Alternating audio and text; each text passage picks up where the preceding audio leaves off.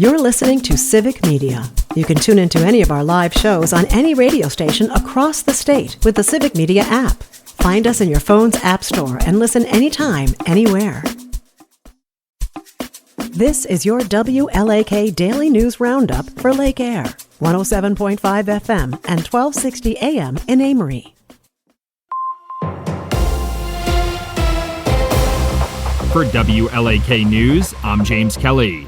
The Barron County Senior Center is inviting residents to a new weekly wellness class beginning Tuesday. The 45-minute Forever Fun and Fit wellness class will be held at the Senior Center every Tuesday morning from 8:30 a.m. to 9:15 a.m. It will be open to the public and there will be no fees or registration requirement for interested residents. Classes will be led by a certified occupational therapy assistant with a variety of seated and standing exercises designed to improve strength. More information on the classes is available on the Dove Healthcare website.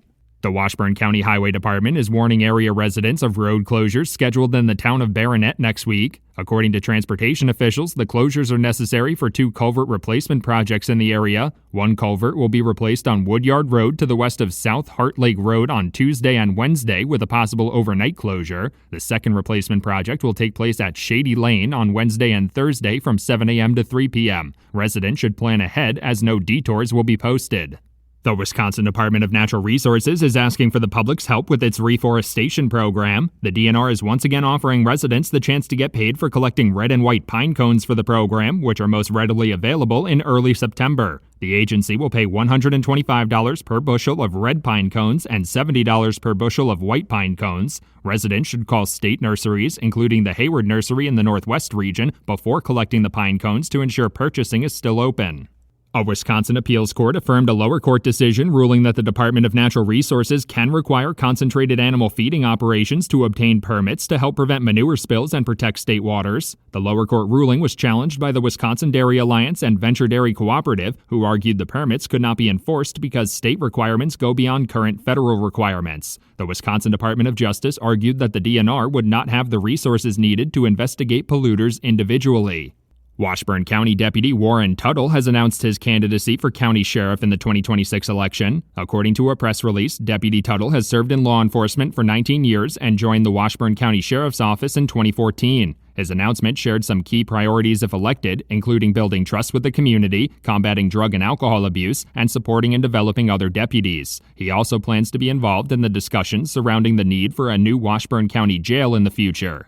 A northern Wisconsin office targeted for closure by the Department of Government Efficiency will now remain open. The Bureau of Indian Affairs office in Ashland had previously been set to close this week under the Department of Government Efficiency's effort to find waste and fraud in the federal government. That decision has now been reversed, and the office will remain open through the end of its current lease, which expires in 2028. The office provides tribal members with services like law enforcement, real estate management, and land to trust applications. Attorney General Josh Kaul has announced Wisconsin is joining a multi-state amicus brief before the U.S. Supreme Court to defend a Colorado law that prohibits the practice of conversion therapy on minors. In a press release, Attorney General Kaul said states should be able to protect kids from being subjected to the discredited practice aimed at changing their sexual orientation or gender identity and puts those kids at risk. The amicus brief argues that the First Amendment of the Constitution does not shield ineffective or dangerous medical practices from regulation.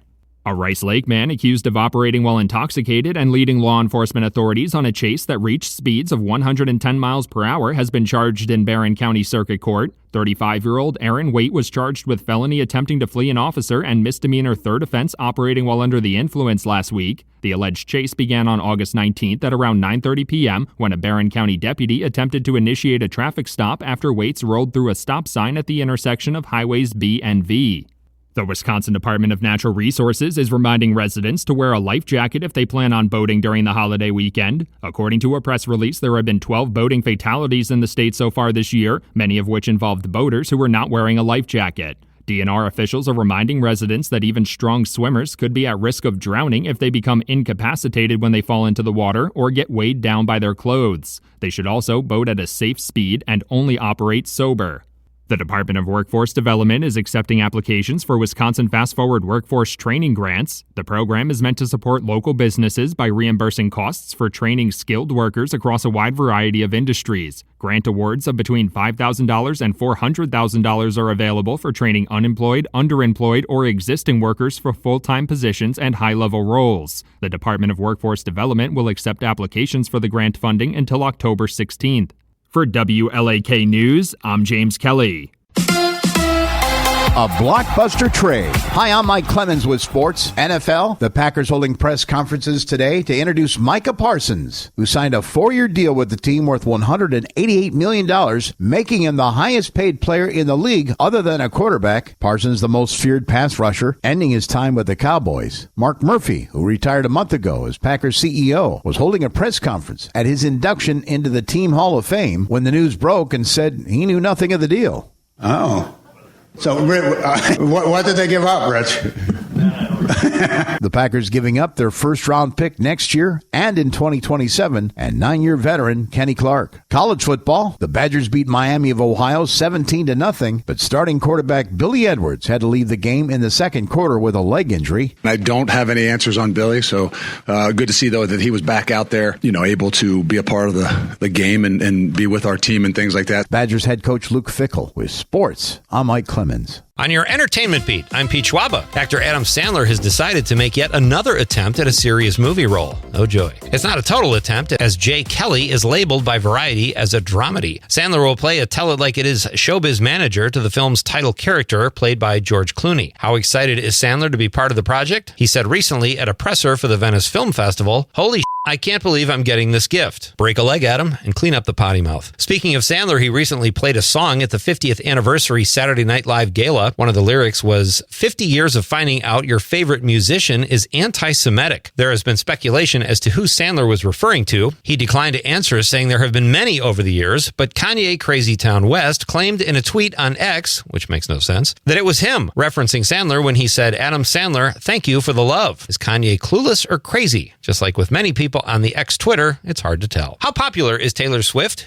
Even the people on the periphery of her world are getting rich. Dancing with the Stars is in season 34, and according to TheWrap.com, Jan Ravnik will join the celebrity side of Dancing with the Stars. Ravnik recently was a member of the dance squad on the Swifts Eras Tour. The full cast of dancers for season 34 will be announced September 3rd on Good Morning America. Ooh, not sure I can wait that long. Earlier this week on Nightlight, we discussed aliens and ghosts, which is typically a fun topic that gets a variety of reactions. Recently, some star power has been added to the belief that aliens exist. Actress Emma Stone says she believes in aliens. She may have ulterior motives, as she is playing a CEO captured by a conspiracy group who believes she is an alien sent to destroy Earth in the new film Begonia, which hits theaters this October.